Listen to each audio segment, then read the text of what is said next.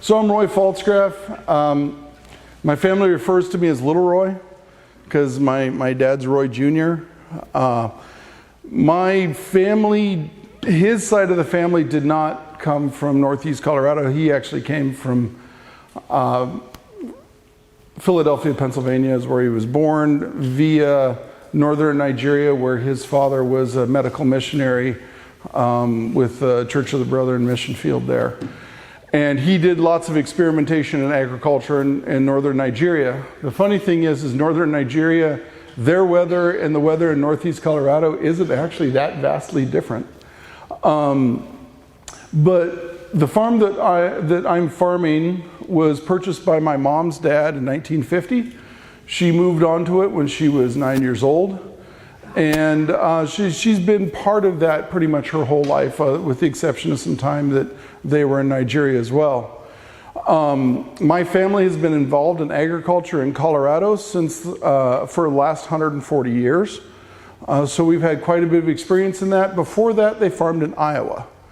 And I'm pretty sure I know how that conversation went at the dinner table. It was something along the lines of, you know, farming here in Iowa is just a little too easy.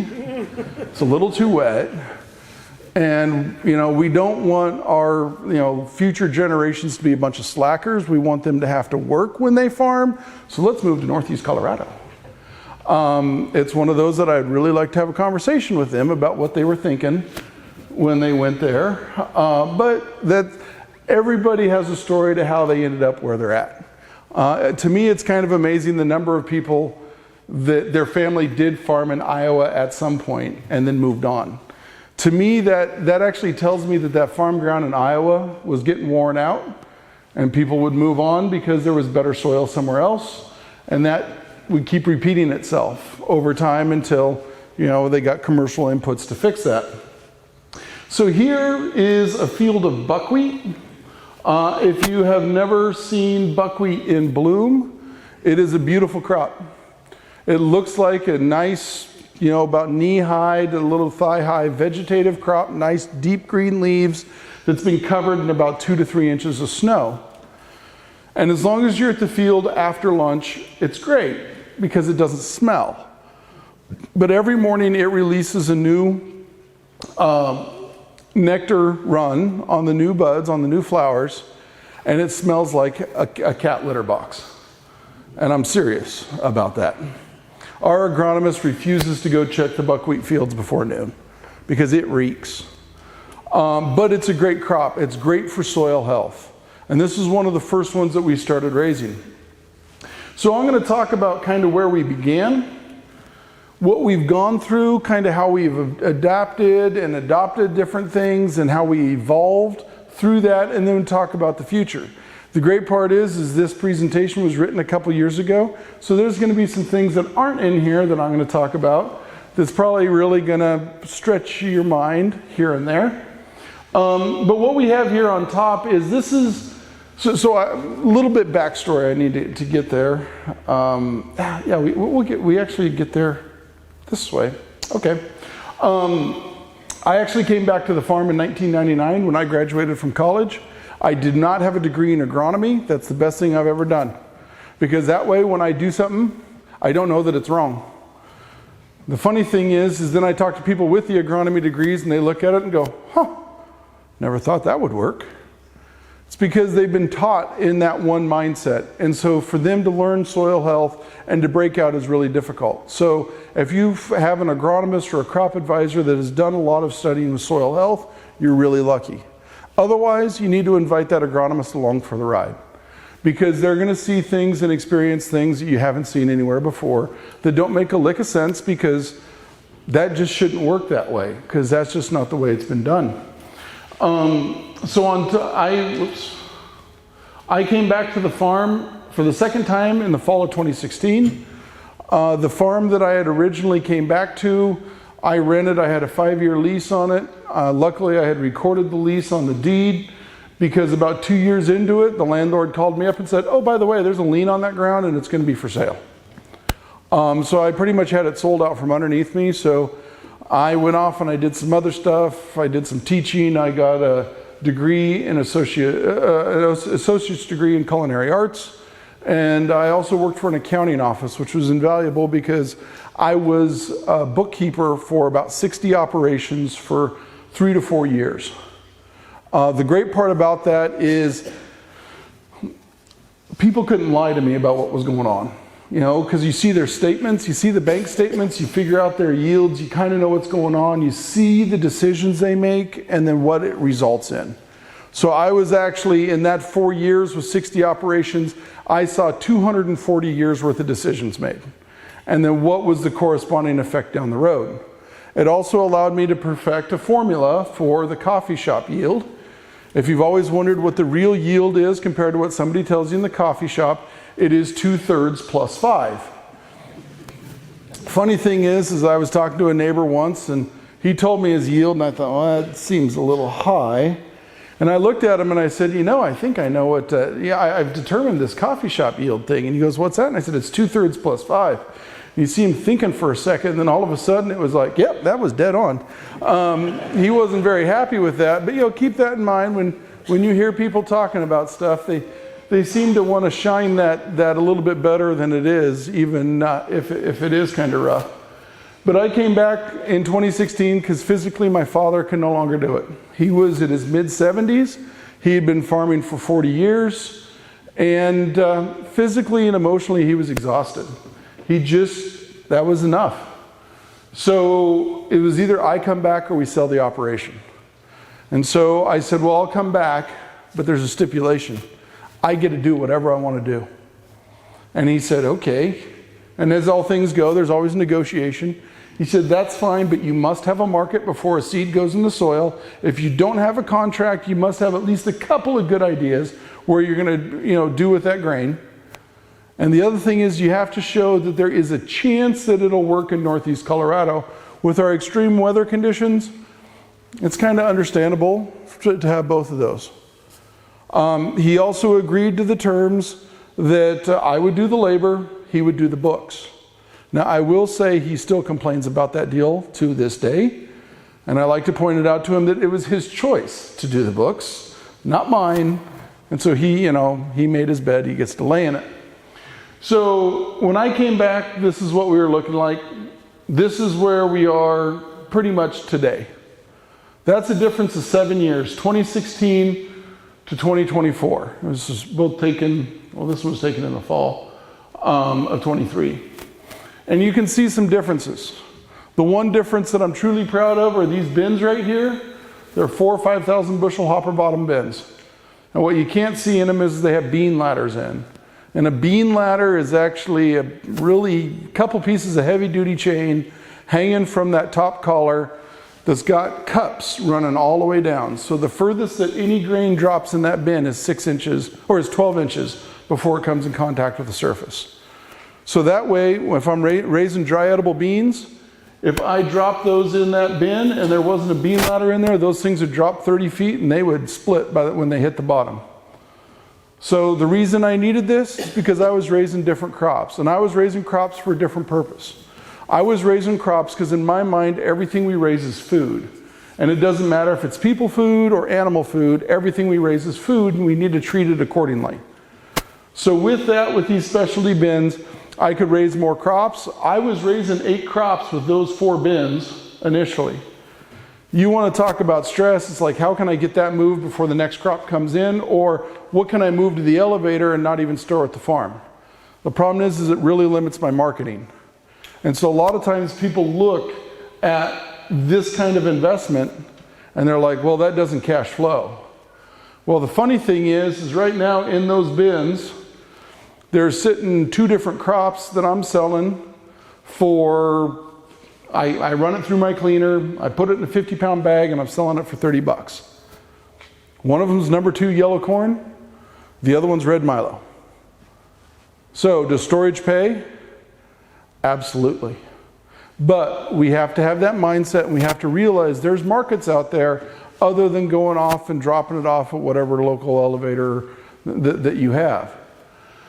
The other thing is you look and some of the equipment that's changed. The John Deere combine's still there. It's a wonderful 7720 Titan II. It's made in 1986. It's actually headed for a farm auction here probably this spring. Just moving it on because we don't use it anymore. It's a good combine, but at the time we needed 2 separate combines because we were raising gluten-free crops, and we needed one combine that had seen gluten and the other one that hadn't. Now we're 100% gluten-free. We don't raise wheat on our farm anymore. No wheat, no rye, no barley, no triticale. And people are like, you're crazy. No, because we went to a conference. It's actually this next week in Burlington, Colorado. It's the no-till conference. Some people call it the no-till conference on the high plains. Personally, it's the best conference you could go to. Part of it is I sit on the board, but part of it is I've learned things at that conference you don't hear anywhere else, because there's a lot of farmers talking about what they're doing. The other thing is for the price of admission, you can eat that value because all the food is homemade. And I kid you not, those cinnamon rolls come out of the oven 5 minutes before the break starts, because that way the icing's melted before you serve them up. Great conference. So if you don't have anything going on Tuesday and Wednesday of next week, enrollment's still open. Emily and I are actually offering a marketing class with our marketing workbook. It's being paid for by the Colorado Department of Ag, so it costs you $20. You're buying lunch, essentially. I think there's 3 spots left. That's a $300 value for $20. Pretty good deal. So if you don't have anything better going on, or if you just want to disappear and make the neighbors wonder if you fled the country, you can do that. But we learned a lot of stuff there, and so we started doing a lot of changes. I mean, the semi is still there, different trailer, same tractor. That drill has been taken apart to be rebuilt for another purpose, for a grant project that we're doing. So the drill is new to us, the tractor is new to us. The John Deere tractor, it's a different sprayer. The John Deere is still around. But pretty much we recapitalized the farm in 1 year. We've bought close to $600,000 in equipment in the last 5 years. It's all paid for. The reason is because of what we're doing on the farm, because of the diverse marketing, we're able to make good money in down years. Now, I will admit, 3 years ago we had 6 inches of precip. 2 years ago we got beat out by hail. Last year we had hail again. So 3 strikes in a row. We're fighting with the banker right now. It's kind of the nature of the beast. The great part is I have researchers saying you guys can't go out of business because you guys do more research on your farm than we do at the local Colorado State University research farm. We're doing things that they haven't even imagined at yet. But I'm pretty confident that we're going to find a way through, because my family's been doing this for 140 years. We've had to be creative before. We'll be creative again. We'll make it. But there is always risk in doing some of these changes, and that's what some of these people some of you are going to be thinking about. Is, well, I'd like to make some changes, but what about the insurance side? There's a challenge there. There's stuff that you have to work on there. But sometimes some of these changes are incremental. Sometimes it's not raising GMO corn and raising non-GMO corn, because you have a feedlot that'll pay a little bit extra because cattle gain better on non-GMO corn. The great part is you have Dr. Dykstra coming here in the very near future. I would highly recommend you coming to listen to him talk. He gives you the reason why. And he explains why soil health is so important to nutrition, both for humans and for animals. And he also will talk about why the whole non-GMO thing is the case. Fascinating presenter. I've seen him present a couple of times. I would highly recommend Thomas for you guys. But yeah, we've made these changes, but we've made these changes not because we had to, because we didn't have the equipment. We had the equipment, it was just wore out. So it's one of those, most of you guys already have this equipment. Most of you guys, really what it is you have to change and affect the hardest thing that's on the farm. And it's not the compacted soil, it's that rock between your ears saying, well, we just can't do that. That doesn't work here. I guarantee you, if we can make things work in Northeast Colorado, you guys have a really good chance of having an effect here that's even more positive than what we're seeing. So, in the beginning, we were a traditional dryland farm in 2017. These pictures, this is our pasture over here. This is not our field over here. That is a culvert that was buried up until there, until that night. That's what 7.5 inches of rain in 7 hours, or 9.5 inches of rain in 7 hours will do for you. It'll wash out roads. It'll take things out. It was really interesting. The really cool thing was I have drone footage. It's on YouTube that was taken every 2 days for a week to see the difference in how fast we were infiltrating our water. We do have some terracing, and traditionally when you have a rain like that, you don't harvest the wheat in the bottom of those terraces. It just dies. It was the craziest thing to go there, and the water in that terrace was clear as a bell, and you could see bubbles on the edge of the leaves. Because our soil stayed where it's supposed to, that water was clear, and that plant could continue to photosynthesize beneath 2 feet of water. And within a week, that 2 feet of water was gone, and we harvested the bottom of those terraces. That's what soil health will do for you. The other thing is, this is a neighbor's. This was not that same storm. This is a different storm. And I love this picture for a couple of reasons. One of them, you can see how we've buried our residue. There was something growing there, and it washed out, got covered up in silt.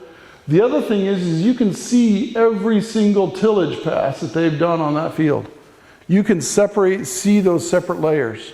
So we can understand how that hard pan's getting formed when we're going out there and tilling. And it's one of those, when you do that tillage pass, you free up those clay particles. Those clay particles move with the water, and they will form a hard pan at the bottom of your lowest tillage pass. So if you go out there and deep rip and you get a heavy rain, it's going to wash all that clay down in there, and it's going to set up in the bottom of that rip pass. So things you have to think about: if you deep rip, how else can you manage it differently? How can you think about that process, and is it important, or is there another process to affect that? This is dirt blowing. This shouldn't happen. This is what happened in the 30s. My grandma grew up in Sharon Springs, Kansas, in the heart of the Dust Bowl. And it was you wanted to talk to someone that was passionate about erosion or trying to prevent it. It was my grandma, because she tasted this every day until her parents finally moved her to Denver because of health reasons, because they just didn't want her breathing that dirt every day. And so, we have to do this. And this is what happens with traditional agriculture. This is what happens if we're out there doing the same thing that's always been done. So when I took over the operation, we were wheat, and then a row crop of some sort, and then summer fallow. And our row crop was corn or milo or sunflowers or proso, and then we'd take a year off. We went to 100% no-till in '99. We haven't turned soil since then. Not once.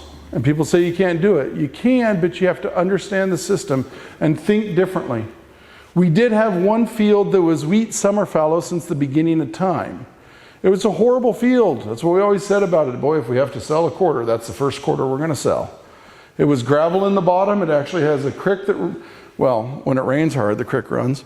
The creek down through the center, gravel bottom, rock tops, and there's about 100 foot of elevation change in about a quarter of a mile.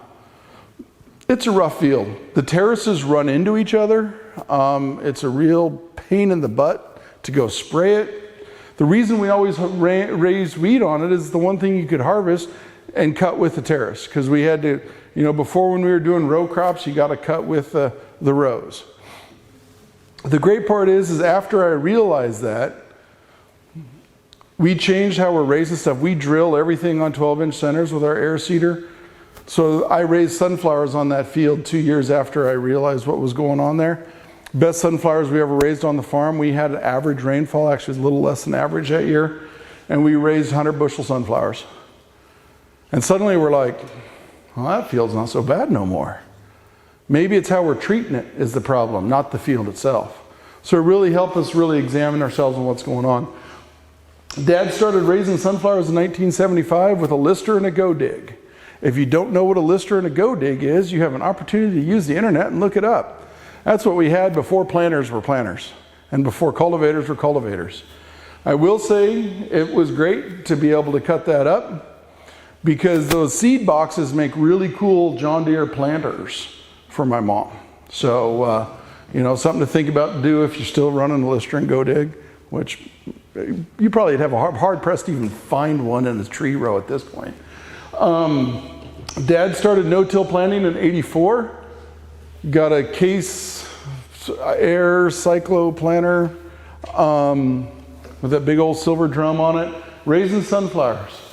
We did our first soil testing in '84. I actually have those results for all of our soil tests from then till now. If you want to talk about watching soil change, you dig out soil test results that are 30 years old, you see some differences. He started doing first computerized records. He actually started in '79, but the software that he currently used, he switched to in 1985. And every year they would update the software, they would roll those records forward. So that's how I can do an analysis of all these different cropping systems. And this software was very unique. Back then, memory was so expensive that usually at the end of the year, you would close your books and it would just roll your balance sheet forward and it would delete all the details. This, I actually can go look at how many gallons of fuel I bought at 89 cents. Well, my dad bought at 89 cents in 1992, because that's what fuel cost back then. People are like, boy, it was easier to make profit back then when we did tillage. Well, it was easier to make a profit because our inputs were half as much or more, but the prices never changed very much. I mean, they went up for a little bit, but don't worry, they'll come back down, because, you know, they know exactly what it costs us to produce that crop, and they're going to try to keep us right as close to that number as possible. So we went to continuous no-till in '99. We went to GPS mapping and guidance in 2001. We actually helped Outback Technologies develop their auto steer in 2005. And it was one of those we had to sign non-disclosure agreements to say that, you know, we're not going to tell anybody about this. It was pretty obvious when I was sitting sideways in the tractor seat doing a crossword puzzle while I was drilling wheat. Watched a neighbor take a semi from ditch to ditch because he was trying to figure out what I was doing while he was driving down the road at 60 miles an hour. Somehow he kept it on the road. I don't know how. I guarantee you at some point he went and changed his britches the rest of the day. At that point I at least faced forward, you know, to prevent any other accidents. But this is what I inherited.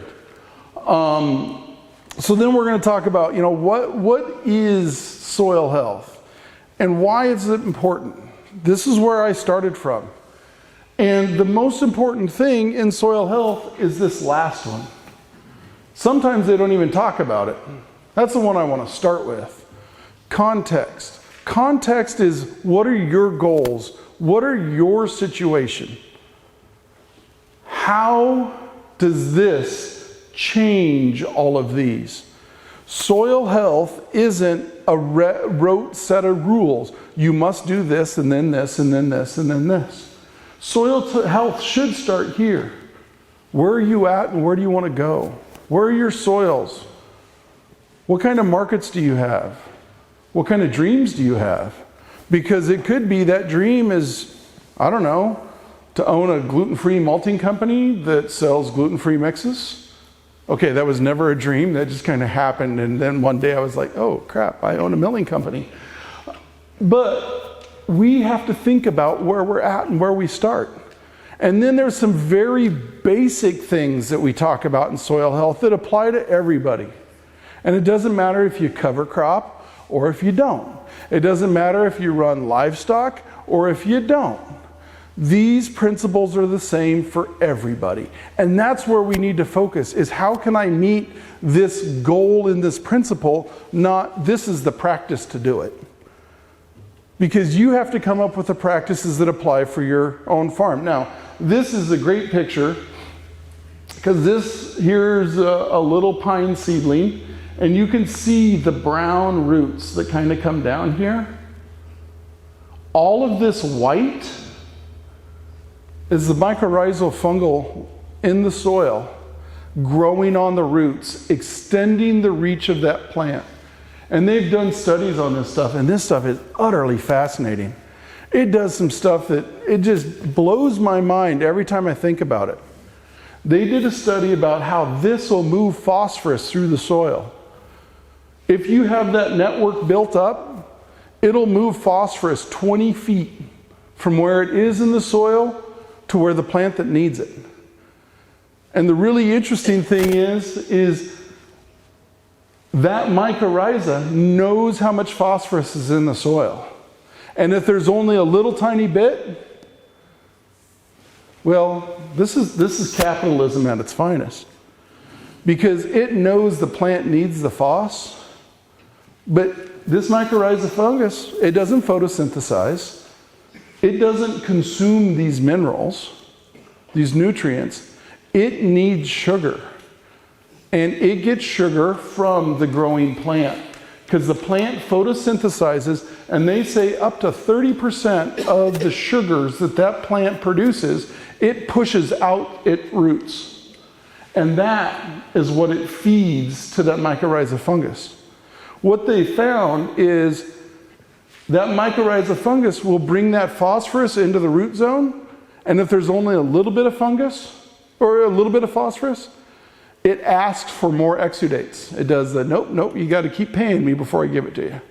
But if there's a lot of phosphorus in the soil, it'll go ahead and it'll pay it. It'll give the phos for just a little bit of exudates. So this actually understands the level of nutrients in your soils, and it transfers it to plants. The problem is if you do tillage, that destroys this network. It takes 3 to 5 years for it to be rebuilt. Now, if you talk to guys that go no-till, boy, they talk about that soil that just gets harder and harder and harder for that first 3 years. The reason is nature is having to rebuild all of this and regrow all of this before it can start returning to those natural processes. So when it does that 3 to 5 years, then you start walking across that field and it starts feeling soft. I mean, we got fields that you walk across and it's bone dry, and you can walk out there and you can take a shovel and just stick it in the ground. There's no resistance to it.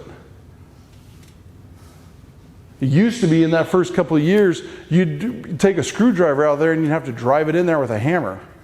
I mean, it's hard.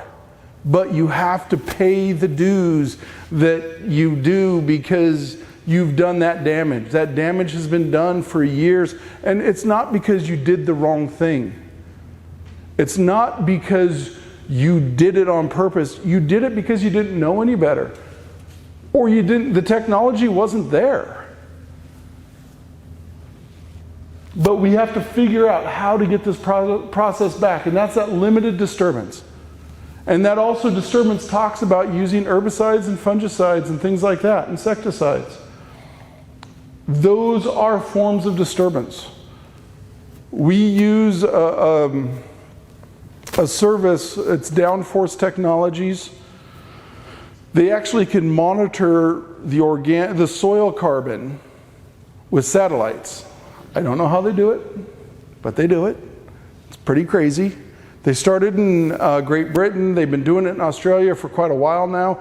In Australia, the interest rate of your operating line is dictated by how much organic carbon, soil carbon you have. And that's how you prove it, is with these maps. But I was talking to the guy I work with there about a month ago, and we were flipping through maps and we were talking about things. And one of the maps went by and it's like, go back to that. And he goes, why? And I said, there's a line on that map and I just noticed it. And it was from 2020. I was out working bees. We have 20 hives, 25 hives, depending upon the year. And I was up on this hill, and our hives never move. They live up on top of this hill because we have the land around it. And so we make sure that the flowering crops are in those fields nearby, because the bees will go 2.5 miles. And I was up there and I look over towards the farm and it's like, there's a spray plane over there. And my first thought was, well, it's spring, guys are spraying their wheat for rust, and he's just flying through. And then it dawned on me, no, he's not flying through, he's spraying our field.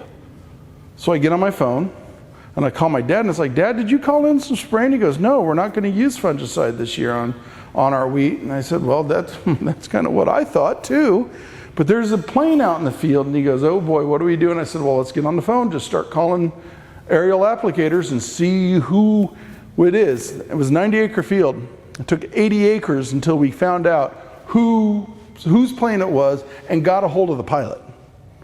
The neighbor had called in the wrong legals. And we got them shut down. And, so the last 10 acres, I actually left a strip where we didn't do anything. And then went out and did a round of what we were going to do. Kugler fertilizer, they're out of McCook. We use some of their products, obviously. They make a nitrogen, a foliar nitrogen, that they add chlorine to.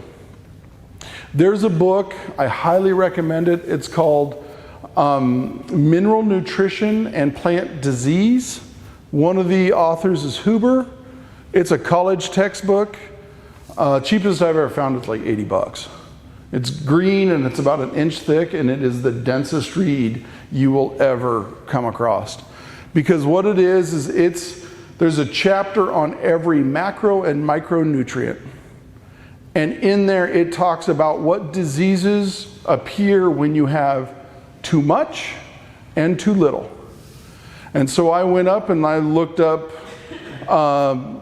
stripe rust, and it gave me a number of different things to reference, and one of them's chloride, and I looked at it and it's like, we use well water, so we don't get anything there. We've never applied any.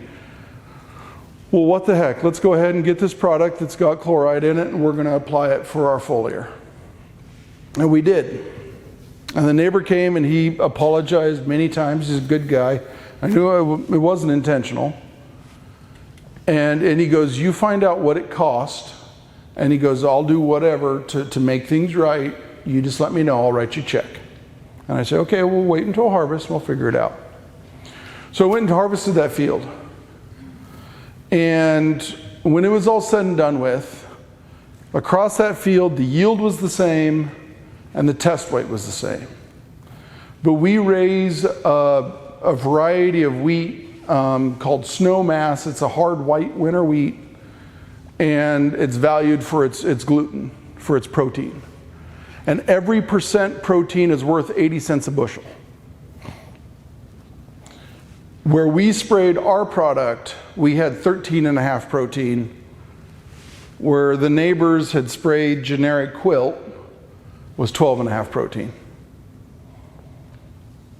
So it's like, okay, well, there it is. I called up Chris, and I told him what we'd found, and he says, figure it out, I'll write you a check. And I said, Chris, you already had to pay for that application, didn't you? He's like, yeah. And I said, well, you paid for this research, you get the results. So I told him what happened. I said, don't worry about it, we're fine. Now, what he doesn't know is what I discovered on that map this last month. Is there's a line in that field for 3 years where you could see the organic carbon, the soil carbon is more where the fungicide wasn't applied. And after 3 years, well, that fungus has rejuvenated itself. That's what it takes, how long it takes to heal. And that level's come back up on that side of the field. So when they tell you that doesn't affect the soil, that fungicide doesn't matter, well, I think they're trying to sell you something. And the question is there a better way of doing it? How can we limit our disturbance? Soil cover, I got a stripper header. I love that stripper header. I use that stripper header for everything I possibly can use it for. Use it in oats. We use it in millet. I developed millet is a loose panicle. The seed will just fall out of the head when it's mature. I found a product called Spodinum. It's actually a pod sealer for beans. It keeps the bean pods from popping open. We started applying that to millet. I can use my shellborne on my millet. The really cool thing is I'm not laying it on the ground and having to pick it off the ground. So it keeps it cleaner. It used to be, we really work on setting our combines. We were going in with millet about 2% dock. It's about the cleanest to come in our local elevator. We started using that Spodinum. Our dock went to 0.2%. The really crazy thing is because we weren't swathing that crop to terminate it and we let it dry down naturally, before, standard test weight on millet, they say is 50 pounds. We'd always kind of waited a little bit longer to swath, and we were at 55, 56 pounds. We're starting to raise 58 to 60 pound millet. Now, spadum costs us 20 bucks an acre. It costs us $17 an acre to harvest, the hire the neighbor to swath. I guarantee you we're paying for that difference with the quantity difference that we're delivering on that millet. And when it comes out, it's crazy. We can clean a semi-load of our millet with our seed cleaner, and the clean out will fit in a 55-gallon drum. It is so incredibly clean. You open up the trap, usually there's a big old cloud of dust. Nothing. It's just grain. Hired man has no experience in agriculture. I had met him and I was telling him about the farm, and he goes, I'd love to come work for you sometime. I said, we can't hire you. Can't afford you. And he goes, well, I'm retired Army. And he goes, I got my retirement, so you just find me a place to park my trailer and I'll work for you. And we've started paying him. Phenomenal mechanic. I was asking him, well, what's your skill set? You want to come work for my farm? He goes, well, I fixed Blackhawks for the Army for 20 years. It's like, well, if you can fix a Blackhawk, I'm pretty sure that you can work on our equipment. He doesn't have a lot of, no background, grew up on the beaches of California, no background in ag. So he takes this little dab of millet, we were cleaning out bins, he takes it to the elevator to sell, and the guy rolls it open, and he looks at it, and he goes, where's the dust? And the hired man looks at him and goes, that's just how we do it. Pretty sure that guy still doesn't know what's going on. But we found a way to increase our cover. We are now shell-borning sorghum. They tell you it doesn't work. I tell you it takes 15 minutes to swap heads. It's worth a try. I will admit it does slobber a little bit. I figure I'm losing a couple bushel an acre. I'm raising food-grade white sorghum. The reason I can raise food-grade white sorghum is because when it goes in that truck, it's clean. The guys at the cleaning facility are really happy to see us starting to deliver stuff. That stuff, I'm getting $7 a bushel for it. It's a great variety. It actually out yields the reds that we usually raise. But I'm willing to slobber a couple of bushels. I'm willing to spend $14 an acre on residue because my sorghum residue is this tall. I'm not cutting it off down here. What does that do? Well, northeast Colorado, when it snows sideways. It doesn't come straight down. Well, I can pack that residue full of snow, and I can hold it. So it doesn't end up in the ditch. It doesn't end up in the neighbor's field. It doesn't end up in northwest Kansas, because the wind does blow that bad. But I'm holding that, and I'm saving that moisture for the following year. They talk about what's the value of that residue. They talk 80 to 90 bushel, or $80 to $90 an acre is what that residue is worth. We had a neighbor call in the wrong legals to a custom cutter. We have neighbors that struggle with their legals on occasion, obviously. And I was up in Denver doing deliveries. My mom calls me and she goes, did we hire somebody to cut 96 acres? And I was like, no. Well, there's a combine over there. What should I do? And it's like, well, get over there and get them stopped. So she went over there. She got him stopped. He was out there with a 40-foot draper. And he had made a couple rounds already. Cut about 20 acres. So I called my friends at Colorado State University and I said, Megan, I got a problem. She goes, well, what's your problem, Roy? And I said, well, one of the neighbors kind of screwed up and, we shell-borne our sorghum and well, they went out and they sheared this stuff off at the ground. And I said, what is the value of the moisture that I'm not going to be able to retain because I don't have the residue? And she said, hold on a second. Well, at first, actually, I called and talked to Liz Haney, and I told Liz the same thing. And she goes, have you asked Claude? I'm like, who's Claude? I'm more than happy to ask Claude if he's got the answer, but who's Claude? And she goes, Claude.ai. Believe it or not, there is an AI search engine out there that you can ask What is the value of the moisture retained from sorghum residue with citations, summarized with citations? It'll look at all the research that's out there and print up this nice like 4-page summary and then actually tell you like all the citations that it came from. So all this research that I would have had to do like happens in 5 seconds now. Claude, it blows my mind every time I go in there and start asking questions, because it's like, it kind of scares me a little, to be honest with you. It knows too much, and it just, yeah. But it's a tool. Sometimes it's a tool we need to learn how to use. And I asked Claude, she actually texted it to me, the results before, and it came up with, the nutrients are worth, $87 or whatever it was.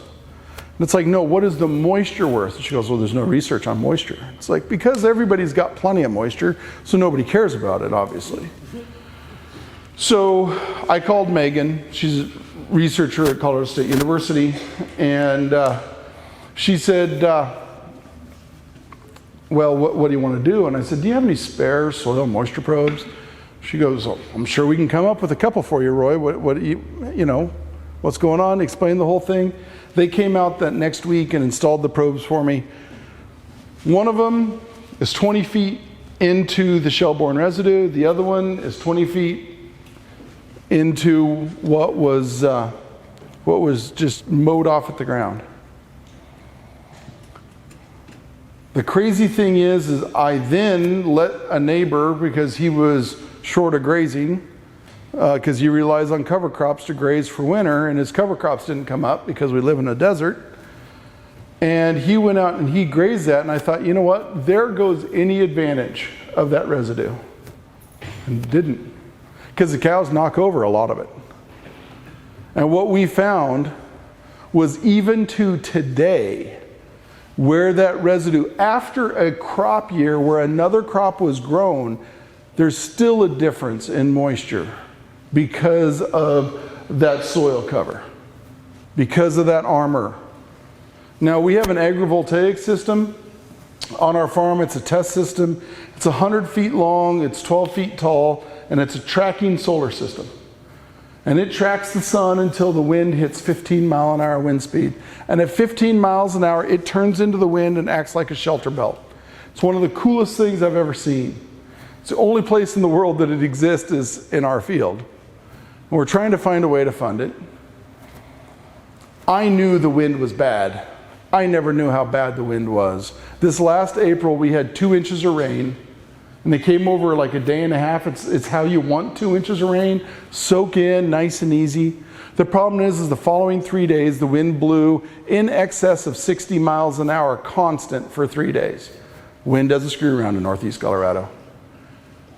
So a week later, the researcher calls me and he goes, you have to see this soil moisture on those. And I'm like, why? And he goes, well, in the control area, you can see that moisture made it to the 6-inch mark and never made it to the 12-inch mark.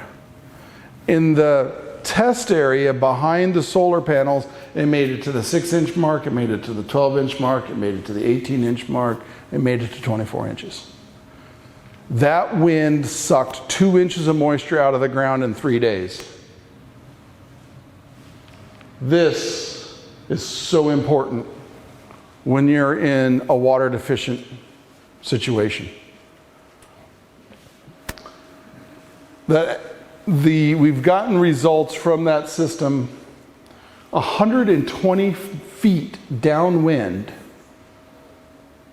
The crop used 30% less moisture. Next to the system, it used half as much moisture. We talked to researchers about that distance, and the problem is the only shelter belts that have ever been researched are trees. And trees are not porous at the bottom, and porous at the top. This is a 6-inch solar panel with a 6-inch gap. Nobody's exactly sure what that's going to change. So we're trying to get more money to research it to find out. It's one of 8 different research projects we got going on. Living root.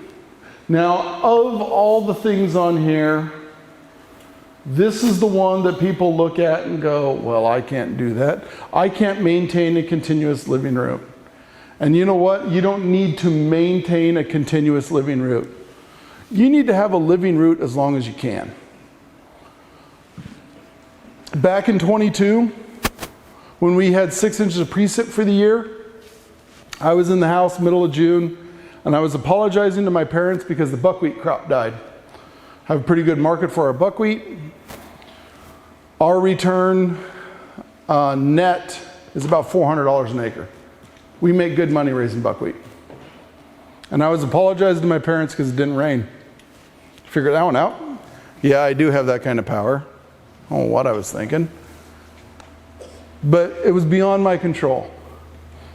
My mom looked at me, she's in her 80s. She looks at me and she goes, well, we raised a cover crop for once.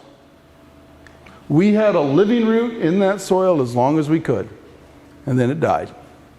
So when people talk about that living root, it's the best you can do. And if you live somewhere where you got some moisture and cover crops work in your rotation and they match your context and they match your goals, then great. Extend that living root. But if it's one of those things where, if you're in my part of the world, where your limiting factor is water, you know, if we can make it for 9 months, we take it. Believe it or not, I don't spray after harvest anymore. I let the weeds grow. There's research out of Grant, Nebraska that shows the water you use in growing a crop comes in the year that you grow that crop. You don't save anything. It doesn't just sit in the soil and wait for you to grow something. It either goes down into the aquifer, it gets filtered by the earth, or it evaporates. And in our case, it goes to northwest Kansas where it rains. Well, compared to us. But we do what we can to maintain that living root. If you're running livestock, and you're raising cover crops for those livestock to graze on, I would encourage you to change your vocabulary and stop calling it a cover crop. And let's call it what it is. It's forage. It's a highly diverse forage crop. And if that's your context, if that's your goal, then awesome. Do it. That's what I would do if I had cattle. I would be raising highly diverse forage to give me a living root as long as possible. And I would graze it in the field. It's not because I don't like running a baler. I don't like running a baler. It's because, you know what, when those cows go out there and they eat that cover crop and they poop on the ground, you don't have to have a manure spreader then. The cattle do it for you. And they spread it pretty evenly across that field. Where if you go out there with a manure spreader, unless you got a really nice one, things aren't entirely even out there. Those cows will even it out. They'll do the work for you. You have to build fence, which kind of sucks. But you know what? NRCS has the money to help you do that. So we got to do that living root. Diversity. People are like, well, you don't have livestock. What do? I have diversity. I raise 12 to 18 different crops. Does that give me diversity for the roots? Does that help me feed those soils? Yes, it does. So, we have to ask, when you are raising crops, are you rotating or oscillating? I love to talk to farmers out of Iowa. What do you raise? Well, it's corn. What do you have next year? Oh, it's beans. I said, what do you have the year after that? It's corn. That's not a rotation, that's an oscillation. It's a light switch. It's either corn or beans, on or off. So what are you doing? Are you giving that diversity? Are you changing things up? Are you extending that time frame? Like I was saying, in that cover crop, do you harvest it? What it leaves for residue? Cover crop companies love me. I raise a lot of cover crop seed. I don't raise any cover crop because that gives me diversity. That diversity, the moisture. This is me drilling in April. This ground was so wet. This is waist-high shellborne stubble that went down in a blizzard. It is so wet underneath, I could literally not stop in that field. If I stopped in the field, I would be stuck. But I had rain coming in. And it's one of, if I didn't get it in now, it's going to be 2 more weeks. But I had that residue that I could ride on, and I did it. We run Borgo. It's a drill that's manufactured in Canada. It was family owned until this last a year ago. Up in Canada, they farm by the calendar. When it says it's time to go drill, it's time to go drill. It doesn't matter if it's wet or dry. They just go do it. Because otherwise they run out of calendar, and then they're trying to harvest crops when it's snowing. So that's why I love running their stuff, is because their stuff will run through a lot of crap. And it just keep going. But people are like, well, what do you do about that residue? You know what? There's equipment that can do it.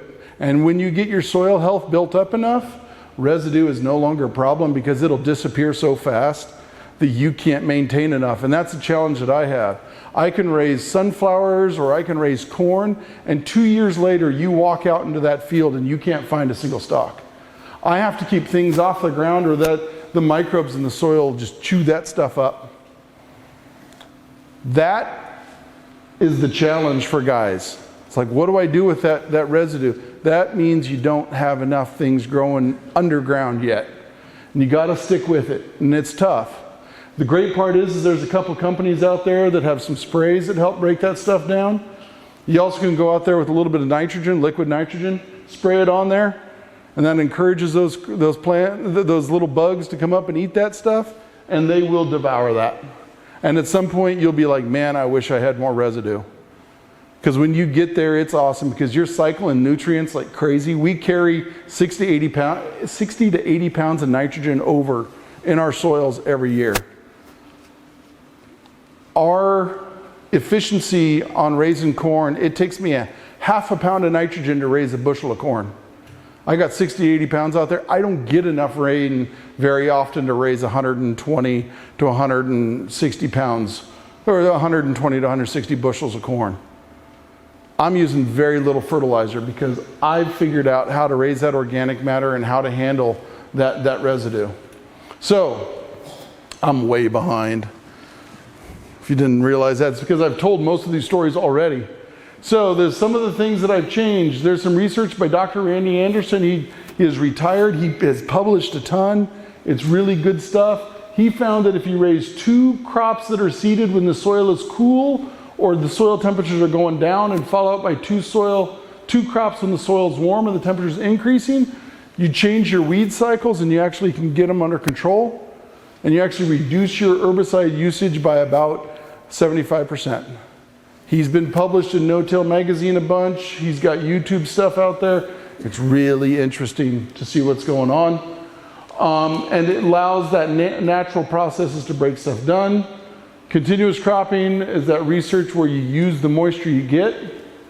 The challenge that I've run into is you got to watch out what you're following crops with. You don't raise milo in a crop that's been millet, or don't raise millet in a crop that's previously been milo. Your volunteer will eat your lunch.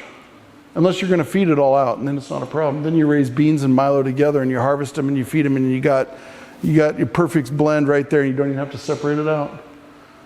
Diversity, how do I do that? Where do I market my crops? We're going to talk about that. So we took this, and this is how I determined. There's my field of wheat fallow since the beginning of time. The blue are cool crops, the orange are warm crops. It has totally changed our farm. We've reduced our herbicide use, we've reduced our fertilizer use by 75% on both of them. Long term, it works. The problem is you got to figure out your system and what works for you. So what else is going on? We are trying to do perennial Dutch white clover. We've had Dutch white living in soil for 38 months straight. I don't believe in annual cover crops, but I think perennial cover crops have a chance. Dutch white clover will fix 200 pounds of nitrogen per acre. I'll never have to apply nitrogen again. The crazy thing is Palmer amaranth doesn't grow where Dutch white clover grows. It's because those microbes in the soil will actually take nutrients from Palmer to feed it to the clover, because they like what they get out of it. Alternatives, saw the weed zapper, trying different things. Believe it or not, I've been raising rice for a couple years. Yet to harvest a crop, but I'm close. I got it in the boot this last year. We'll be able to harvest wheat this next, or rice this next year. One of the people look at me and go, well, what's your market? I got chefs in Denver, Michelin star rated chefs. They'll pay me $5 a pound for Colorado raised rice. The thing is the way things are changing with our weather, the National Rice Council has said in Colorado will be the 4th or 5th largest rice producing state in the nation by 2050, because by then wheat will no longer vernalize. And I don't know about you guys, that scares the hell out of me. And we're gonna have to raise something different than wheat.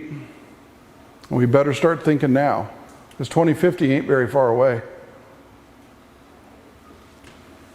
So, there's my contact information. There's my beehives. Best picture of my bees I ever took. I didn't even know the picture was that good until I went home, put it on my computer and went, wow, that's a really cool picture. So we have questions now. We'll also have questions later. To be honest with you, I'm staying the night so we can talk until they kick us out of the building. And we can go stand in the parking lot until they kick us out of the parking lot. So, questions real quick?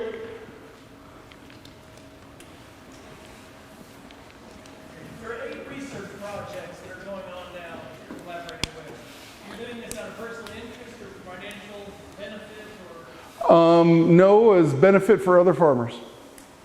And they're not, well, they're paying me, but it's embarrassing what they're paying me. They're not paying me very much. One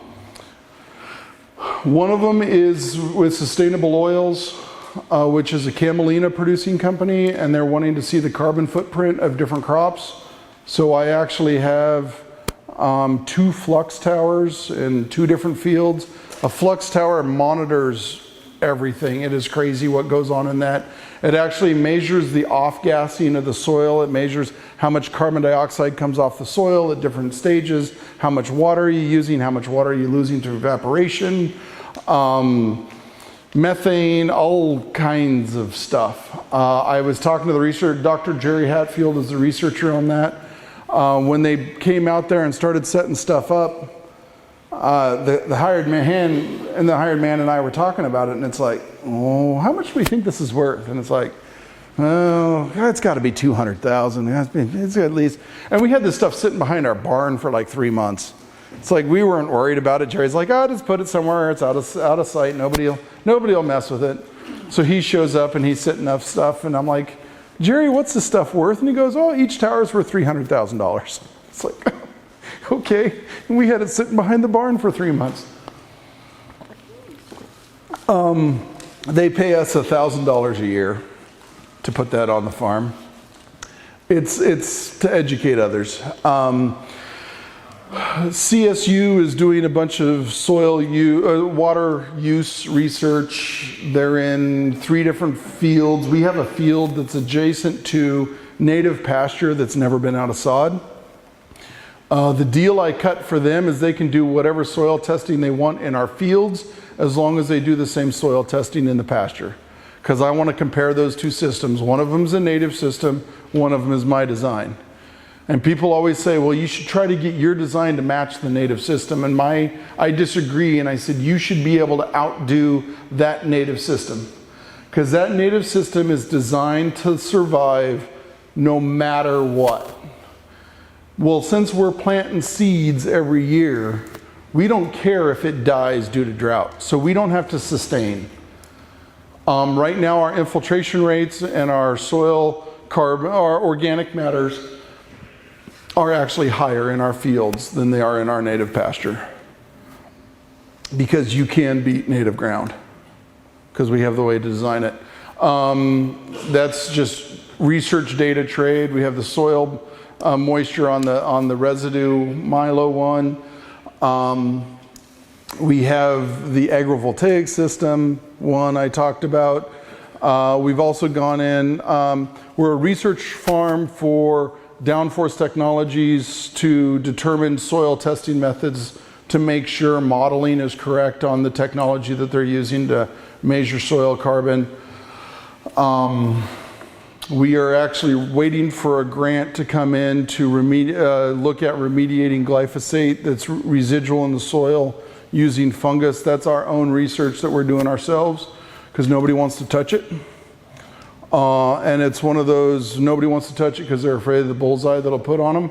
It's one of those things, you know what? You guys have been lying to farmers all these years about when you spray that, it disappears. Don't worry about it. It doesn't leach. It doesn't get stuck in the soil. It doesn't do this. It does. And they've been lying to us. And you know what? I'm tired of it. So I'm willing to take a target on that one. What we've already seen is some really interesting test stuff. But hopefully the grant will come through. And then we actually want to develop a method that farmers will be able to do to try to affect that. Among other things that we're researching. That's the stuff off the top of my head. So, yes, sir. Let's say in the last 20 years, your organic matter, what kind of increase did you see? When we went no-till in '99, we honestly expected our organic matter to increase every year. Because tillage, to me, it's like shaking a water bottle. And when you do tillage, it oxygenates that soil, which causes the organic matter, the carbon in that soil, to react with that air, and it off-gasses the CO2. And it does the same thing with nitrogen. You get nitrous oxides coming off. When we saw the results, our organic matter would go up 2 years, and then it would go down a year. Then it would go up 2 years, and it would go down a year. Well, we weren't feeding the soil all the time. That living root, it was missing. And so that microbes in the soil were in Lance Gunderson's words, they were burning down their houses to eat in that year that we weren't feeding them. And so when we went to continuous cropping, we've seen this continual increase. All of our historical soil testing is done to the 10-inch level, which you're not supposed to check organic matter because the organic matter is the top 3, maybe 6 inches is where you should be looking at organic matter because that's where all the activity is. Organic matter, only 10% of it comes from plants. The rest of it comes from exudates and dead microbes and dead fungi in the soil. So if we want to increase organic matter, we need to be looking at how do we boost those, not necessarily on the plant side of things. The average organic matter in our area is 0.5 to 1%. We are 60% sand, 20% clay, 20% silt. So you kind of know where our soils are. We, in the top 6 inches, we are averaging between 3.5 and 4.5% in our fields. And that, once we went to continuous cropping, man, we are seeing that. That's really starting to ramp up. And I tell you what, for us, when we get those higher organic matter levels, we see crazy things. It's like that plant should be dead and it'll hold on for a couple more weeks. 1% organic matter in your soil is the equivalent of 1 acre inch of moisture, which is 1 inch of rain. So every percent organic matter, we can now hold 4 inches of rain in the tops of our soils. It allows our crops to last 4 weeks longer without rain. We see stuff, the neighbor's corn is rolling and it looks like a pineapple field, and our corn looks like it's not even 85 degrees and it's 100 degrees out. And it's like, what is going on here? It does not make sense, but it's that organic matter. And that's the thing is once you start bumping, I've heard 3.5 to 4.5%, you start getting above that, things really start changing and start seeing some production that you don't see. So as long as you can push that number as high as you can get it, is all I have to say about that one. That's white clover, growing heat, does it reseed? I farm in Northeast Colorado and we don't worry about it taking over. There's some really interesting research on Dutch white as a perennial cover out of the University of Georgia, and it worked great until it took over the field. So yes, it actually will do some reseeding, but if you get it established, it's like alfalfa. You get it established, you have to be very intentional to kill it. I mean, we go out there and we'll hit it with our standard spray program. It knocks the leaves off, and then it'll reshoot leaves.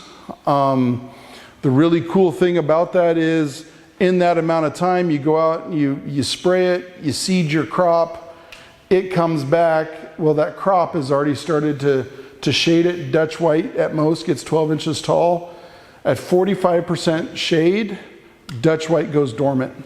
It'll sit in that canopy until you harvest that crop off. Once you harvest that crop off, that Dutch white will actually bloom.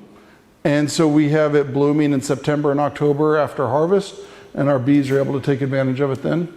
What about grazing? I would assume it would come back from grazing just fine. I don't know livestock. You'd have to talk to somebody about grazing cows across it. It probably is going to be kind of rich, but I have no idea. Are you frost seeding that, or? Our air seeder, it has mid-row banders on it. So between every other seed furrow, I have a fertilizer furrow, and I just drop it in that fertilizer furrow and then let it come up as it comes. Whatever depth, I'm 2 inches deeper than I'm running other stuff, but it doesn't have a closer on it. So there's nothing there to close it. It's not that hard to push on it. I know guys that frost seed clover and have had luck with it. We're actually in the process of another grant on research. We're building an air seeder on 3-inch spacing, and we're gonna run Dutch white in that to see what happens when we do very narrow row spacing on small cereal grains, because instead of being rows, we'll actually have a mat, and we should be able a lot better on weed control and moisture retention. If you don't close that canopy, you will evaporate moisture until you close that canopy. So by closing that canopy, hopefully we'll get that clover going. With that clover going, that'll hopefully give us a lot of benefits, nitrogen, grazing options, just ground cover, living root, all kinds of different things. Yes, sir. Are you using glyphosate as your termination herbicide, or? Nope. We use glyphosate, yes. We don't use it as a desiccant. We use glyphosate for grass control because it doesn't kill any broadleaves anymore, let's be honest.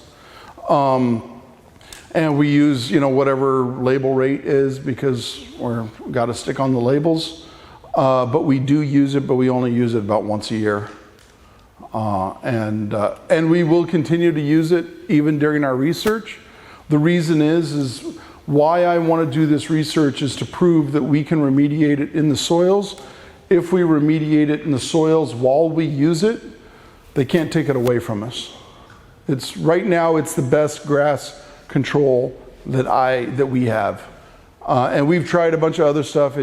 Some of the other stuff is really slow, or it doesn't take care of the species that we're fighting with.